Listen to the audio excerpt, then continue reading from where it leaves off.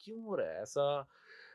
भारत में ये जो मूवमेंट आई है, इसका असली कारण क्या है? There are lot of cases of hit and run और अक्सर ड्राइवर नहीं चाहते कि उनकी कोई रिस्पॉन्सिबिलिटी हो।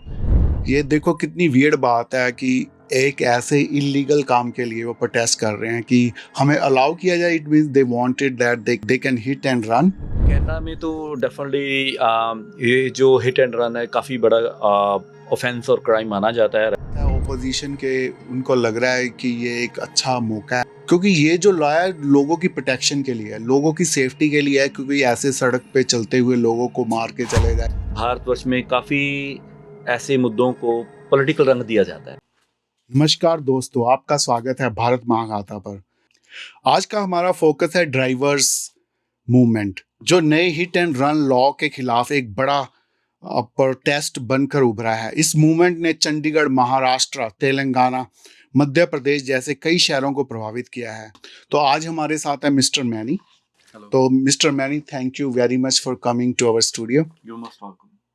तो आप इस ड्राइवर मूवमेंट के बारे में क्या जानते हैं सर? देखिए, मेरे को तो जब आपने बताया, क्योंकि पहली बार मेरे को आपने ही बताया था, तो मेरे को थोड़ा इंटरेस्ट और इसमें रुचि लगी कि ऐसा क्यों हो रहा है ऐसा?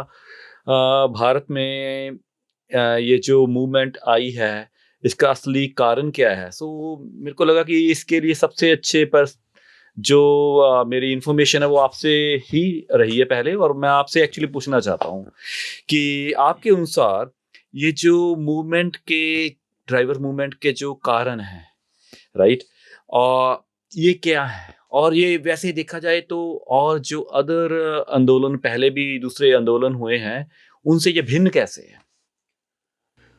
तो ये जो नया आंदोलन है, ये एक्चुअली हिट एंड रन एक नया लॉ इंट्रोड्यूस करने की कोशिश की है। वैसे तो ये पहले भी था, जी। उसको थोड़ा सख्त बनाने की कोशिश की है, क्योंकि इंडिया में आप जानते हैं कि पॉपुलेशन बहुत है एब्सोल्यूट। और there are lot of cases of hit and run और अक्सर ड्राइवर नहीं चाहते कि उनकी कोई रिस्पॉन्सिबिलिटी हो।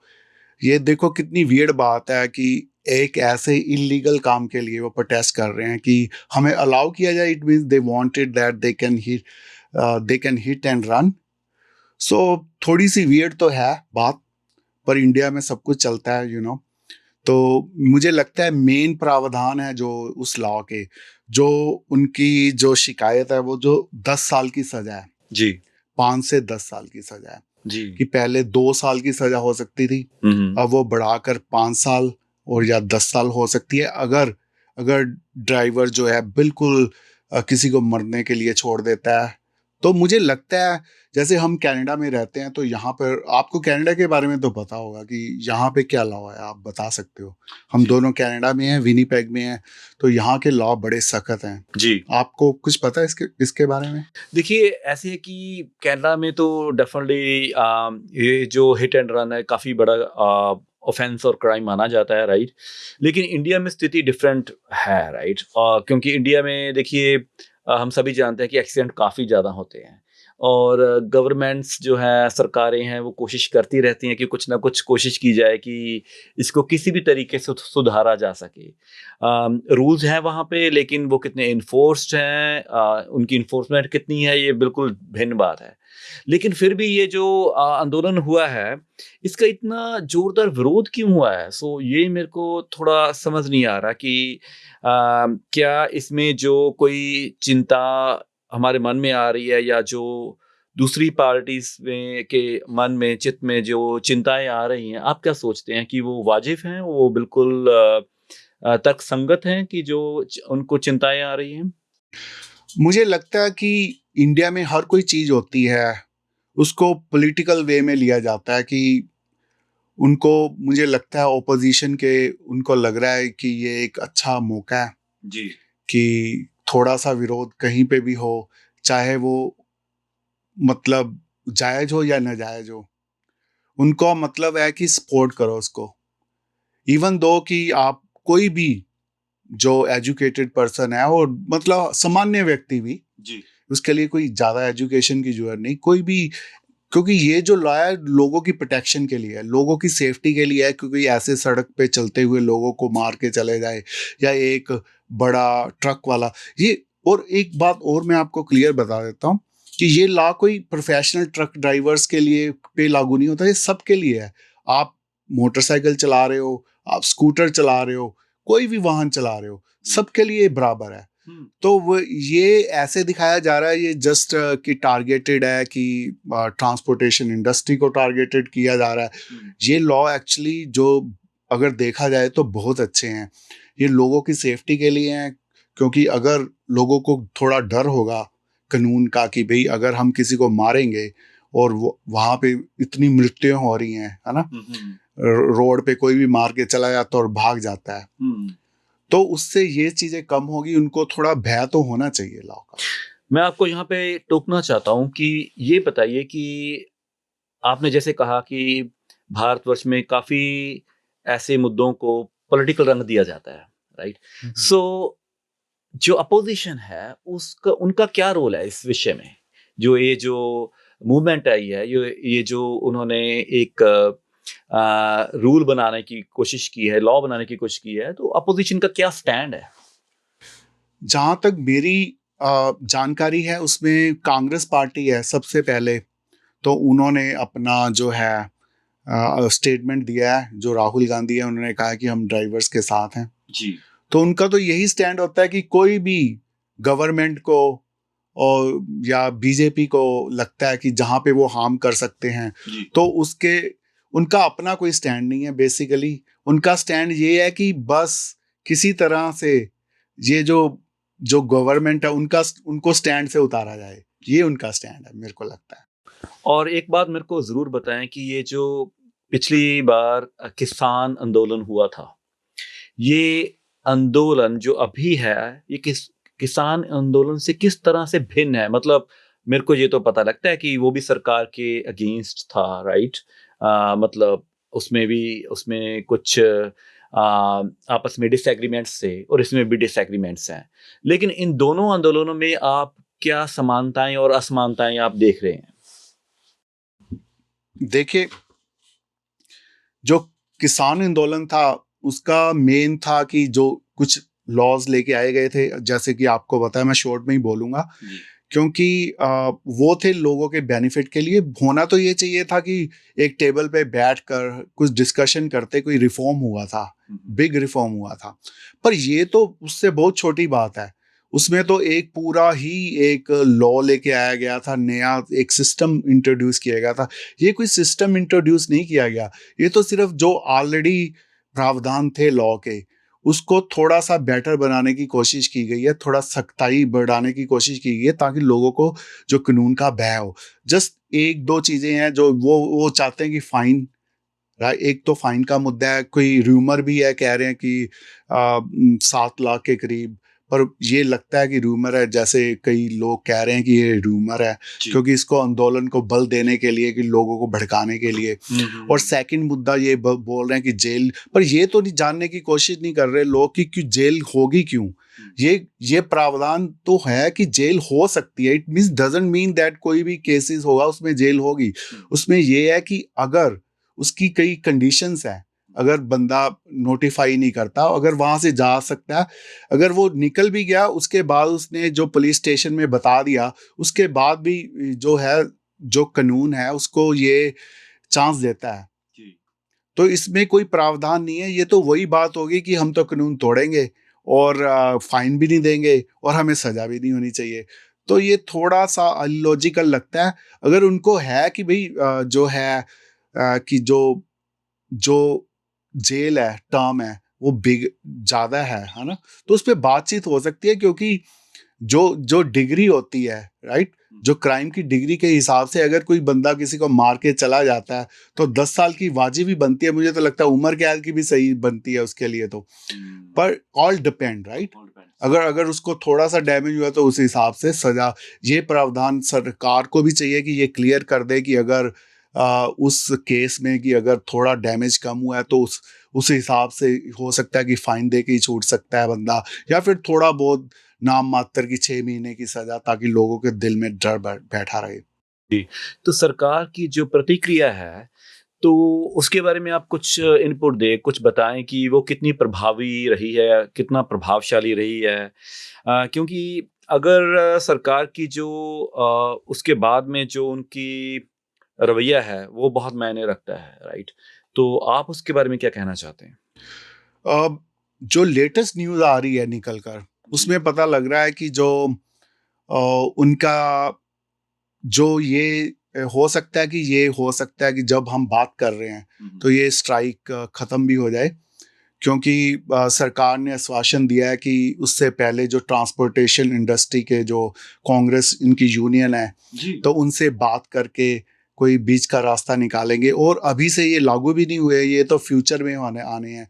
तो इस टर्म्स पे वो, मुझे लगता है जो ट्रांसपोर्टेशन है यूनियन है कांग्रेस की, उन्होंने ये जो स्ट्राइक है उसको कॉल बैक कर लिया।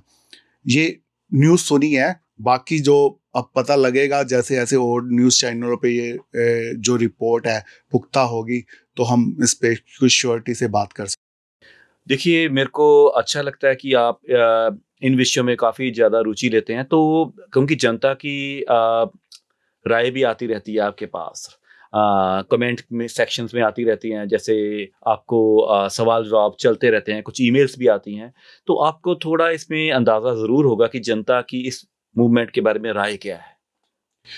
देखिए, जो आम जनता है वो तो सफ़र ही कर रही है, क्योंकि ये जो सड़कों पे जो ब्लॉकेज हो गया है, और लोगों को ही मैंने सुना है, देखा है, मैंने न्यूज़ में देखा है कि वहाँ पे बड़ी बड़ी लंबी लंबी लाइनें लग गई थी पेट्रोल पंप्स के बाहर, क्योंकि लोगों को जो सप्लाई की इशू आने वाले थे, जो आई भी है बल्कि। जी। और कहीं पे कई जो पेट्रोल पंप है, वहाँ पे जो है गैस, जो मेरा मतलब पेट्रोल जो हुँ, है बिल्कुल ख़त्म हो गया। डेफ़िनेटली। तो ये ये लोग, जो आम लोग तो सफ़र करते ही हैं, क्योंकि ये जो कॉल आउट करती हैं पॉलिटिकल पार्टीज़ फंडिंग कर कर, कैसे भी, या बिग यूनियंस होती हैं, है ना? उनके जो है सफ़र, जो आम ड्राइवर है वो भी सफ़र करते हैं, क्योंकि उनको तो फ़ॉलो करना पड़ता है। बिल्कुल। जो भी है उन वो ये तो है नहीं कि वो स्ट्राइक करने के उनको पैसे मिलते हैं।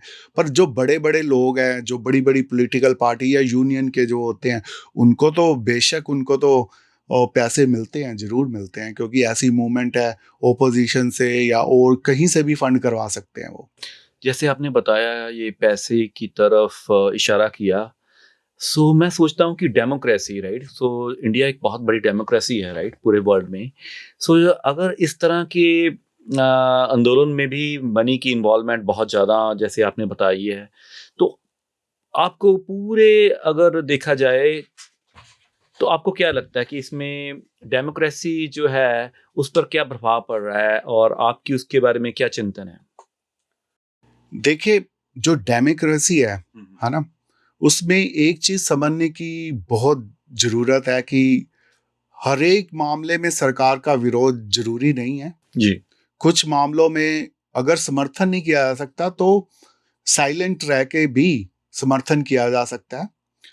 क्योंकि जो अच्छी चीज़ें हैं, जो देश को आगे लेके जाती हैं, उनमें तो समर्थन भी ज़रूरी है वैसे तो। पर अगर नहीं कर सकते, मुझे लगता है अगर वो समर्थन करें ऑपोज़िशन पार्टीज़, तो मुझे लगता है उन्हीं को बेनिफिट होगा। तो उनको जो लोग देखेंगे कि ये जो हमारी जो चीज़ अच्छी है देश के लिए, उसका समर्थन कर रहे हैं। तो ऐसे कई मिसालें हुई हैं पास्ट में कि कभी ऑपोजिशन ने कुछ दिया है, कोई कानून लेके आए हैं, कईयों ने एप्रिशिएट किया है। पर आजकल राजनीति इतनी गंदी हो गई है, उनको लगता है कि चाहे अच्छा काम है, चाहे बुरा काम, हमें तो समर्थन देना ही नहीं। पर ये भूल जाते हैं वो कि जो लोग सफ़र कर रहे हैं, वो देखेंगे कि ये मतलब गलत चीज़ों को समर्थन कर रहे हैं, तो उनका जो वोट बैंक है ऑटोमैटिकली इससे टूटेगा। उनको लग रहा है उनसे बेनिफिट होगा कि वो, चलो कुछ जो ट्रक ड्राइवर हैं, जो वो भी बड़े-बड़े पदों पे हैं, जो यूनियन वाले हैं, उनको वो खुश कर लेंगे। पर वोट देने तो आम जनता जाती है। बिल्कुल। ये बात उनको समझ में नहीं आता। देखिए, आपने बहुत अच्छी जानकारी दी और मैं सोचता हूँ कि आपके विचारों से काफ़ी ज़्यादा प्रभाव पड़ता है। बाकी मैंने ऐसे प्रश्न बहुत हैं जो अभी पूछना चाहता हूँ लेकिन पूछ नहीं पाया।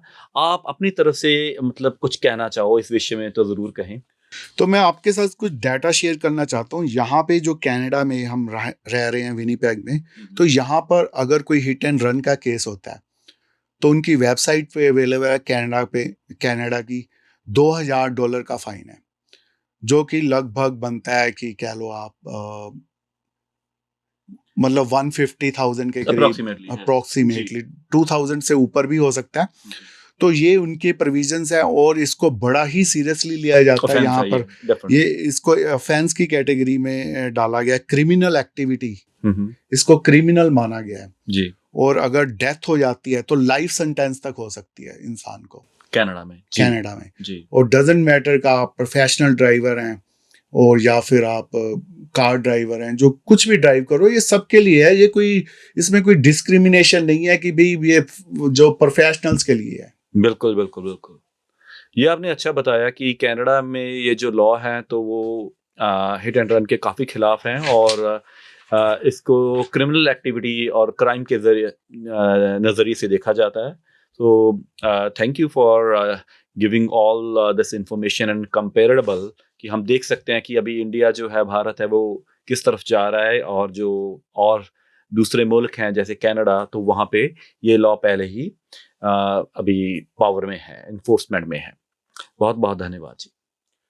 धन्यवाद मैनी साहब आपका आने के लिए स्टूडियो में।